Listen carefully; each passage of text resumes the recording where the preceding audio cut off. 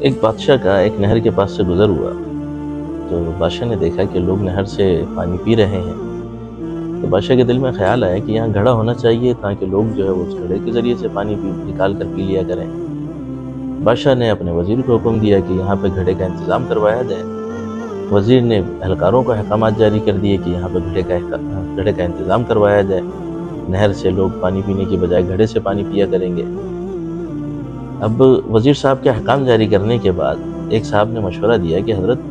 انتظام تو گھڑے کا کر دیا جائے گا، لیکن چونکہ گھڑا عوامی پیسے سے لیا جائے گا اور عوام کی ملکیت ہے، تو لہٰذا اس گھڑے کے لیے اگر کوئی سنتری، کوئی سپاہی مقرر کر دیا جائے جو اس بات کا خیال رکھے اور گھڑے کی نگرانی رکھے کہ گھڑے کے اندر گھڑے کو کوئی چرا نہ لے یا کوئی نقصان نہ پہنچا دے،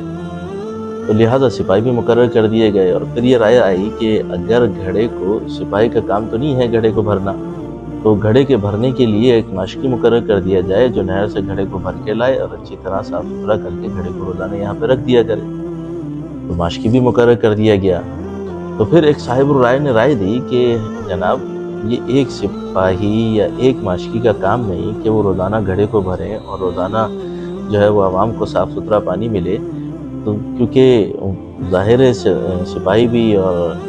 ماشکی بھی انسان ہے، بیماری سیماری بھی ہو سکتی ہے، کوئی دکھ درد تکلیف بھی ہو سکتی ہے، تو لہٰذا اضافہ کیا جائے سپاہیوں کے اندر بھی اور ماشکیوں کے اندر بھی، تاکہ نظام جو ہے وہ پراپر طور پہ چلتا رہے اور ایسا کوئی موقع نہ آئے کہ جس کی وجہ سے عوام کو یہاں سے پانی پینا میسر نہ آئے۔ اچھا جی، اب کیا جائے؟ تو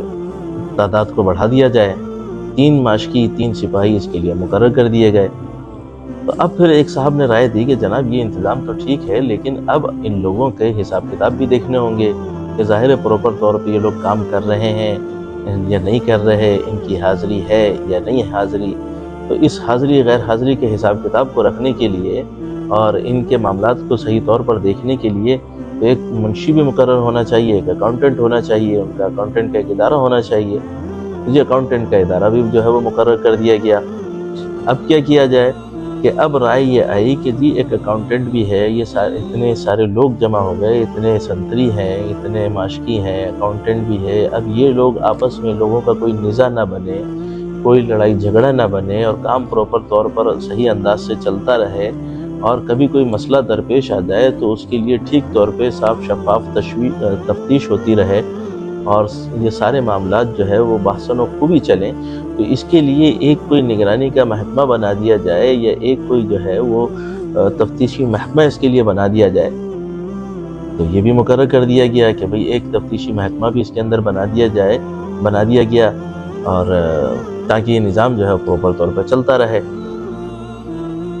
اب جب یہ سارا یعنی ادارے بھی بن گئے اور اس کے اندر اتنے ملازمین بھی آ گئے، تو پھر یہ خیال آیا کہ بھئی جب اتنا بڑا ادارہ ہے، اتنے سارے لوگ ہیں، تو ان سب کی نگرانی کسی ڈائریکٹر کے تحت ہونی چاہیے۔ تو اب لو جی ایک ڈائریکٹر بھی اس کا ایک مقرر کر دیا گیا۔ اب کچھ عرصے کے بعد بادشاہ سلامت کا وہاں سے گزر ہوا، تو بادشاہ دیکھتا ہے کہ وہاں تو ایک بڑی عالیشان عمارت بنی ہوئی ہے، بڑے بہترین کمکمے اس میں لگے ہوئے ہیں، بہترین پردے اس کے لگے ہوئے ہیں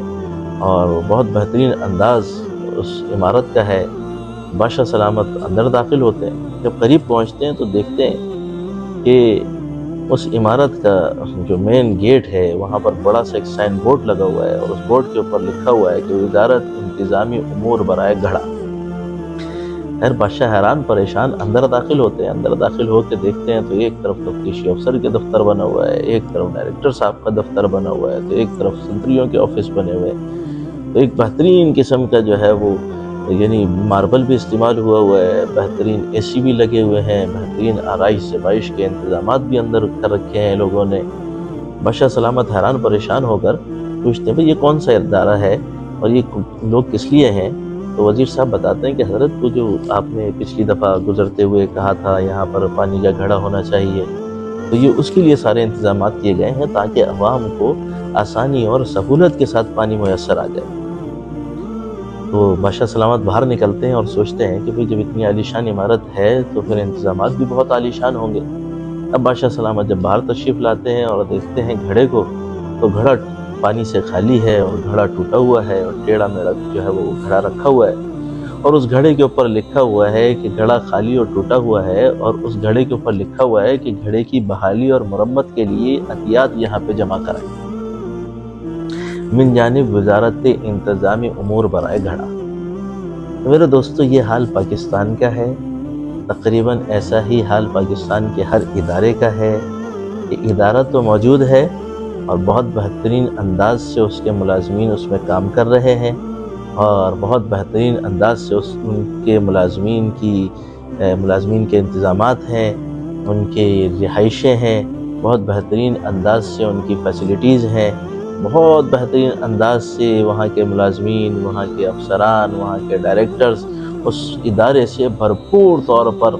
فوائد حاصل کر رہے ہیں۔ لیکن وہ ادارہ جن مقاصد کے لیے بنایا جاتا ہے، ان مقاصد کا کوئی پرسان حال نہیں، ان چیزوں کا کوئی پرسان حال نہیں۔ آپ پاکستان کے کسی ادارے کو لے لیں، ہر ادارے کی